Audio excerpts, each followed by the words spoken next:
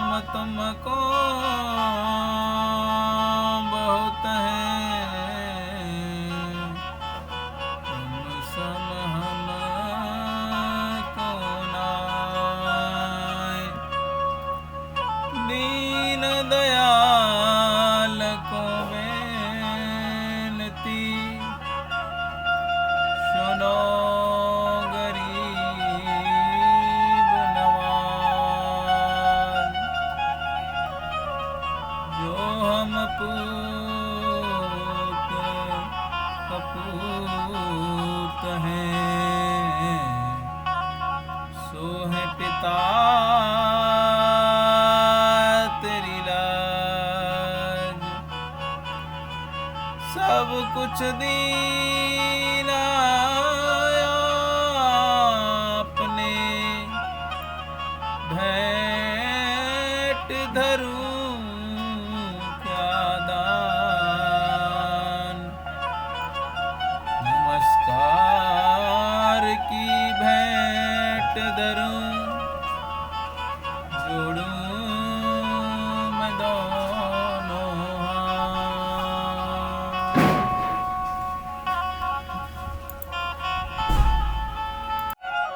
मन में नाम तेरा रहे, मुख पे रहे सुगीत। हमको इतना दीजिए, रहे चरणों में प्रीत। जय श्री राधे।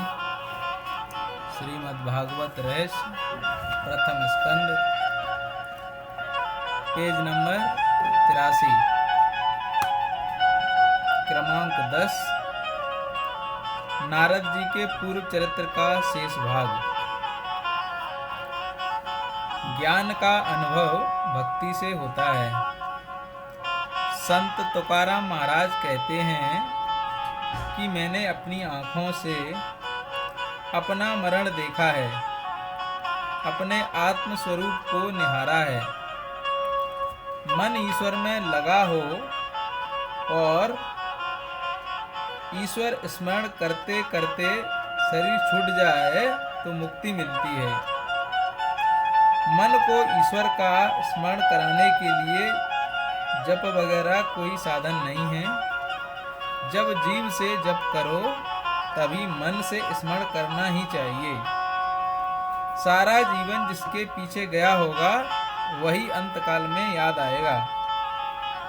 अंतकाल तक मेरा जप चलता रहा, जप की पूर्णाहुति नहीं होती, भजन की समाप्ति नहीं होती है। शरीर की समाप्ति के साथ ही भजन की समाप्ति। जीवन के अंत तक भजन करना। अंतकाल में राधा कृष्ण का चिंतन करते मैंने शरीर का त्याग किया। अपनी मृत्यु मैंने प्रत्यक्ष देखी, मुझे मृत्यु का कष्ट नहीं हुआ। इसके बाद मैं ब्रह्मा जी के यहाँ जन्मा। पूर्व जन्म के कर्मों का फल मुझे इस जन्म में मिला। मेरा नाम नारद रखा गया। पूर्व जन्म में किए गए भजन से मेरा मन स्थिर हुआ है। मेरा मन संसार की ओर जाता ही नहीं। अब मेरा मन चंचल नहीं होता है। अब तो मैं सतत परमात्मा का दर्शन करता हूँ। एक दिन मैं गोलोक धाम में गया, जहाँ सतत रामलीला होती है, जहाँ श्री राधा कृष्ण का मुझे दर्शन हुआ। मैं कीर्तन में तन्मय हुआ। श्री कृष्ण कीर्तन में मुझे अति आनंद हुआ। प्रसन्न होकर राधा जी ने मेरे लिए प्रभु से सिफारिश की कि नारद जी को प्रसाद दें। श्री कृष्ण ने मुझे प्रसाद दिया। व्यास जी ने पूछा, प्रसाद में प्रभु ने तुम्हें क्या दिया? नारद जी ने कहा कि प्रसाद में प्रभु ने मुझे तंबूरा दिया। प्रभु ने मुझसे कहा, कृष्ण कीर्तन करते करते जगत में भ्रमण करो और मुझसे जुदा हुए अधिकारी जीवों को हमारे पास लाओ। संसार प्रवाह में बहते हुए जीवों को हमारी ओर लाओ। भगवान को कीर्तन भक्ति अति प्रिय है। यह वीणा लिए मैं जगत में भ्रमण करता हूँ, नाद के साथ कीर्तन करता हूँ। अधिकारी जीवों को या कोई योग चेला मिले तो उसे प्रभु के धाम में ले जाता हूँ। मुझे रास्ते में ध्रुव मिला, उसको प्रभु के पास ले गया। मुझे प्रहलाद जी मिले तो उनको प्रभु के पास ले गया। ऐसे ही जो भक्त मिले उन्हें मैं प्रभु के पास ले गया। जो कोई भक्त मिलते हैं उनको प्रभु के पास ले जाता हूँ। सत्संग में मैंने भागवत कथा सुनी, श्री कृष्ण कथा सुनी, फिर मैंने कीर्तन किया और प्रेम लता को पुष्ट किया। अब तो जब मैं इच्छा करूं तभी कन्हैया मुझे झांकी देता है, मेरे साथ कन्हैया नाचता है। संत नामदेव महाराज जब कीर्तन करते थे उस समय श्री विठल नाथ जी नाचते थे। मैं अपने ठाकुर जी का काम करता हूँ, इसीलिए उनको अति प्रिय लगता हूँ। कीर्तन में संसार का भान भूले तो आनंद आए। कीर्तन में तन्मय हुआ मनुष्य संसार को भूलता है। कीर्तन से संसार संबंध छूटता है और प्रभु के साथ संबंध बंधता है। संसार का ध्यान छोड़ने का प्रयत्न करो। कीर्तन में आनंद कब आता है? जब जीव से प्रभु का कीर्तन, मन से उसका चिंतन करेंगे और दृष्टि से उसके स्वरूप को देखेंगे, तभी आनंद आएगा। कलयुग में नाम कीर्तन करने से पाप जलते हैं, हृदय शुद्ध होता है, परमात्मा हृदय में समाता है, परमात्मा की प्राप्ति होती है। अतः कथा में कीर्तन होना ही चाहिए। कीर्तन बिना कथा परिपूर्ण नहीं होती। कलयुग में स्वरूप सेवा जल्दी नहीं फलती, स्मरण सेवा अर्थात नाम सेवा तुरंत फलती है। हे व्यास जी, इस सब का मूल सत्संग है। सत्संग की यह बड़ी महिमा है।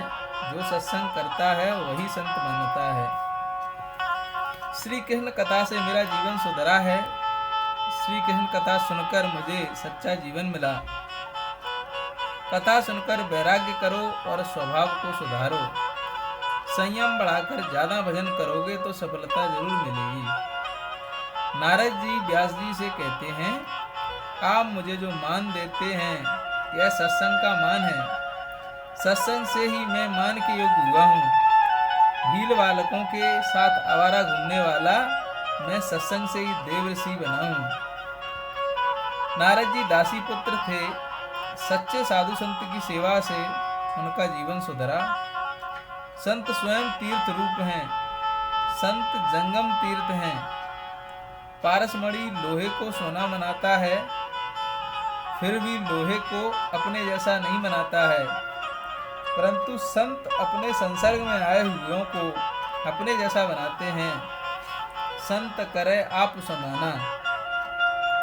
मनुष्य देव होने के लिए बनाया गया है। मनुष्य को देव होने के लिए 4 गुणों की आवश्यकता है: संयम, सदाचार, स्नेह और सेवा।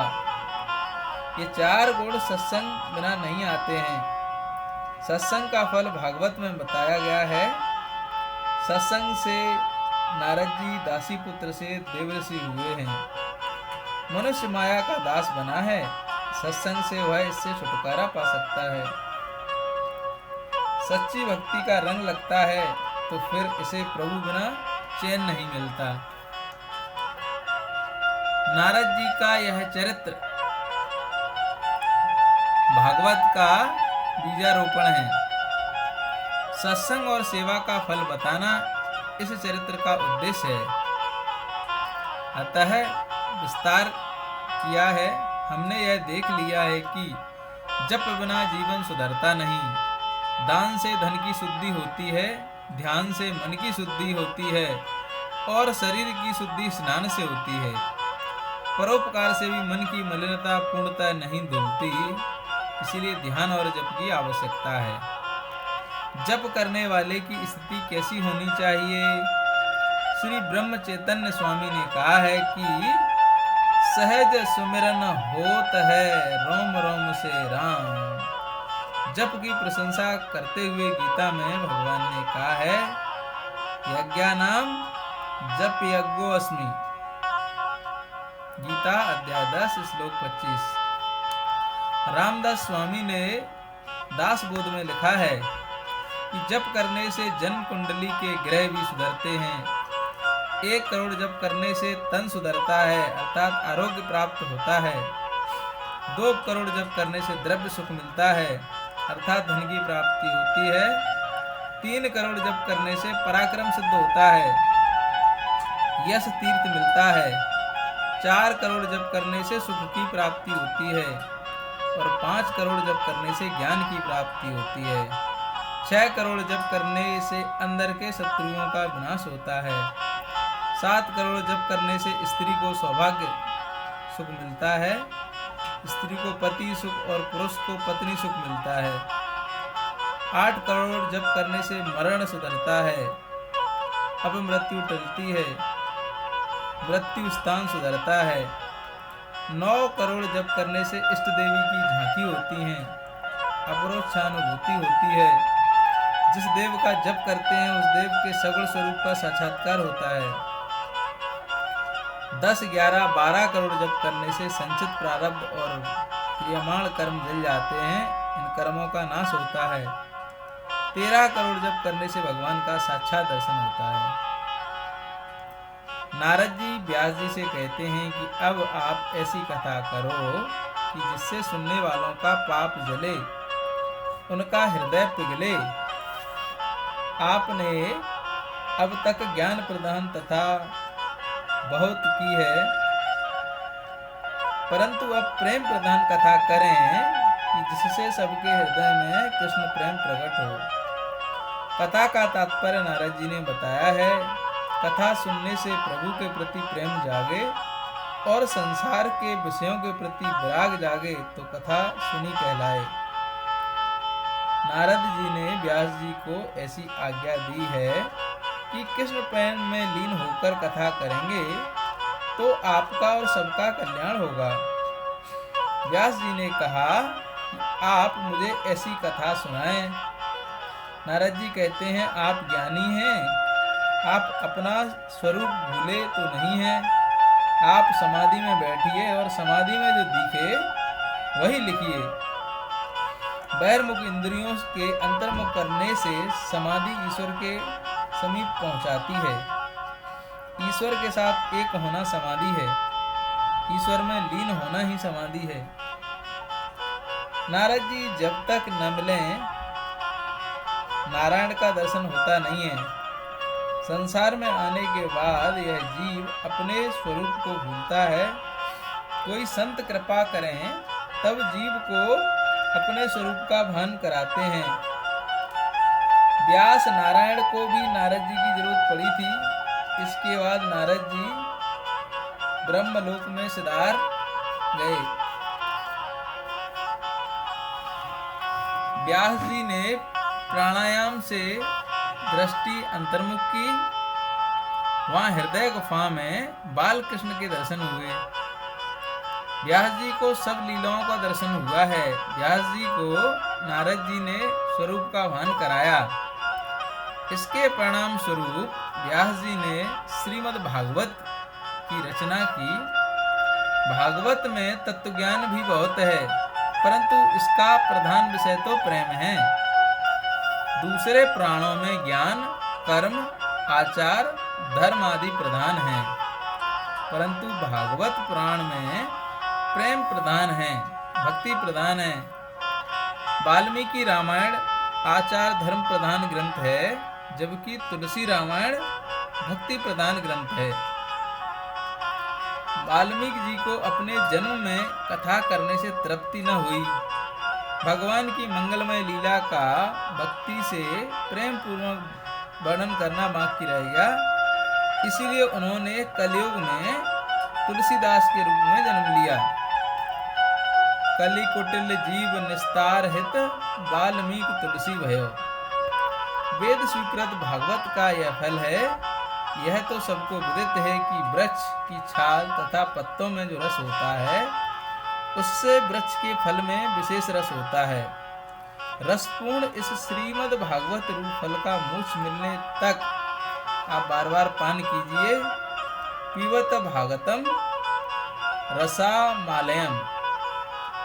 जब तक जीव और ईश्वर का मिलन न हो जाए तब तक इस प्रेम का पान करो। ईश्वर में जब तक तुम्हारा लय न हो जाए तब तक इस प्रेम रस का पान करो। भागवत का आस्वादन किया करो, भागवत रस का पान करो। वेदांत अधिकारी के लिए है, सबके लिए सरल नहीं।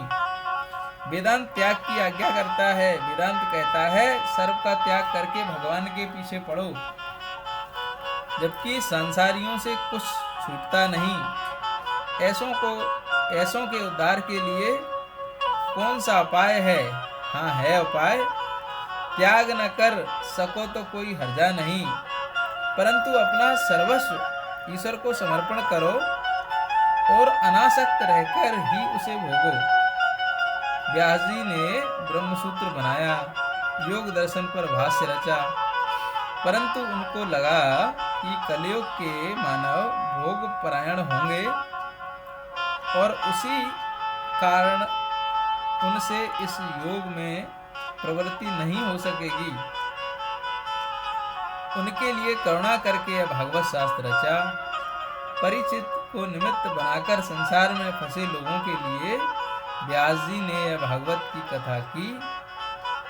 भागवत खासकर संसारियों के लिए है। क्रमांक 11 श्रीमद् भागवत के अधिकारी खासकर संसारी। इस भागवत पुराण को संसारियों पर करुणा के कारण सुखदेव जी ने वर्णन किया है। प्रभु प्रेम के सिवा शुष्क ज्ञान की शोभा नहीं, यह बताने का भागवत का उद्देश्य है। भक्ति के बिना ज्ञान की शोभा नहीं। जब ज्ञान वैराग्य से दृढ़ किया हुआ नहीं होता तो ऐसा ज्ञान मरण सुधारने के बदले संभव है मरण बिगाड़े। संभव है कि ऐसा ज्ञान अंतकाल में धोखा दे। मरण को भक्ति सुधारती है। भक्ति बिना ज्ञान शुष्क है, वह मरण बिगाड़ता है। विधि निषेध की मर्यादा त्यागे हुए बड़े बड़े ऋषि भी भगवान के अनंत कल्याणमय गुणों के वर्णन में सदा रत रहते हैं। ऐसी है भक्ति की महिमा। निर्गुण्यस्ता रमन्ते स्म गुणानुकथने हरे। ज्ञानी को अभिमान सताता है, भक्त को नहीं। भक्ति अनेक सद्गुणों को लाती है। भक्ति सर्वगुणों की जननी है। भक्त नम्र होता है, भक्त विनीत बनता है। भागवत कथा जो कथा पाप दूर करे और प्रभु के प्रति प्रेम जागृत करे, वही सच्ची भागवत कथा है। भगवान की कथा और भगवान के स्मरण से हृदय को आर्द्र बनाओ। उसके मंगलमय नाम का जप करो। यही कलयुग में मुक्ति पाने का मार्ग है। विषयों का बंधन मनुष्य छोड़े तभी मन को सच्चा सुख मिलता है। संयम और सदाचार को धीमे धीमे बढ़ा जाओ तो भक्ति में आनंद आएगा। वैराग्य के बिना भक्ति सफल नहीं होती। आचार विचार शुद्ध होगा तो भक्ति को पुष्टि मिलेगी। जीवन विलास में हुआ तो मान लो कि भक्ति का विनाश हुआ है। भागवत शास्त्र मनुष्य को काल के मुख से छुड़ाता है। यह मनुष्य को सावधान करता है।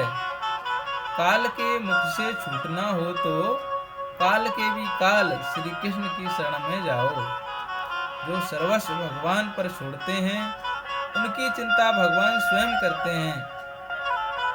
महाभारत के युद्ध में दुर्योधन के ताना देने पर भीष्म पितामह ने प्रतिज्ञा की थी कि कल मैं अर्जुन को मारूंगा या मैं मरूंगा। इस प्रतिज्ञा से सब घबराए, कारण कि यह भीष्म पितामह की प्रतिज्ञा थी। यह सुनकर कृष्ण भगवान को चैन न आया, रात को निद्रा नहीं आई। भीष्म की प्रतिज्ञा सुनकर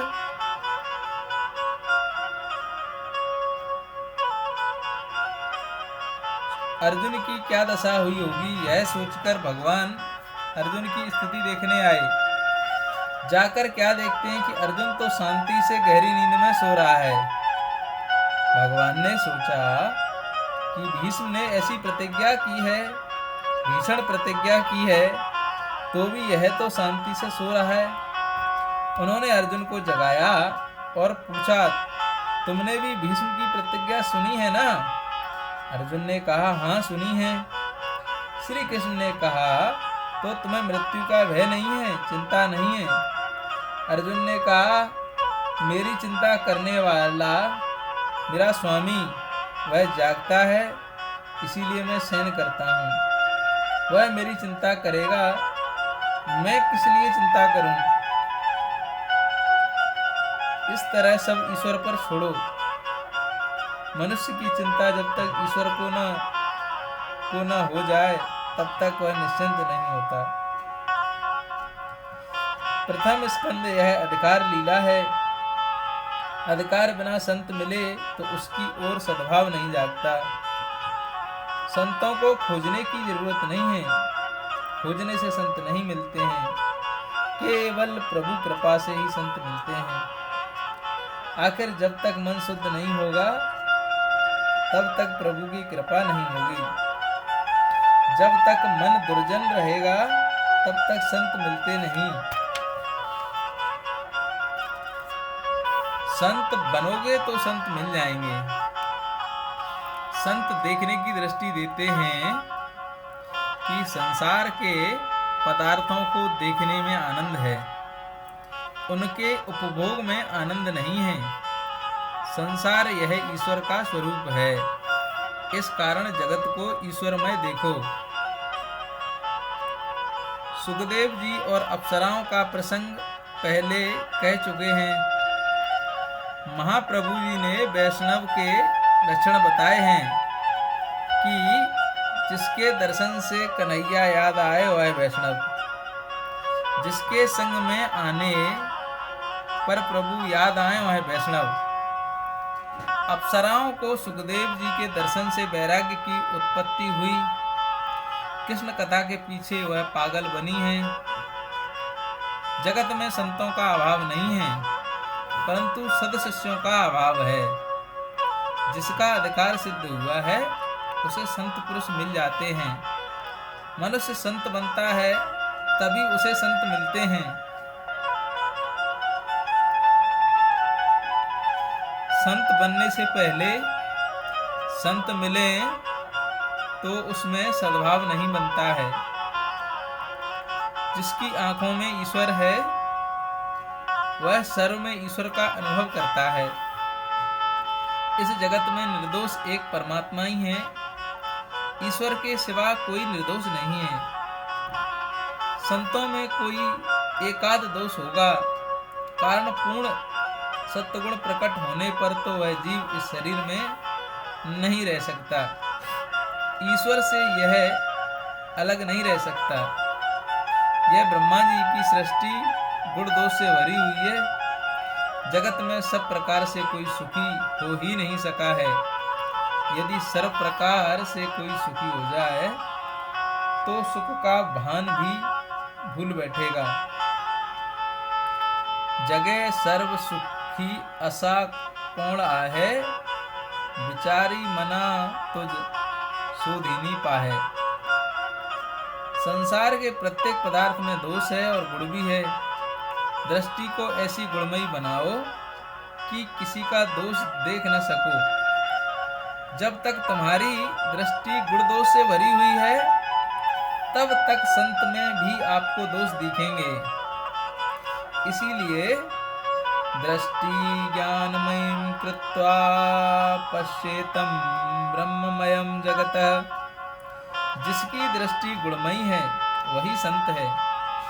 अभिमान आए तो पतन होता है, सतत दीनता आए उसकी आवश्यकता है। संभव है कि ईश्वर भी संत में एकाध दोष इरादा पूर्वक रखता हो। संभव है कि ईश्वर भी अपने भक्तों में एकाध दोष रहने देता हो कि जिससे मेरे भक्तों को नजर न लगे। बालक का श्रृंगार करके दूसरों की नजर न लगे, इसीलिए गाल पर काले काजल का टीका जैसा लगा देते हैं। मनुष्यों में जब कोई दोष नहीं रहता तो उसके मन में अभिमान आता है कि मेरे दोष दूर हो गए।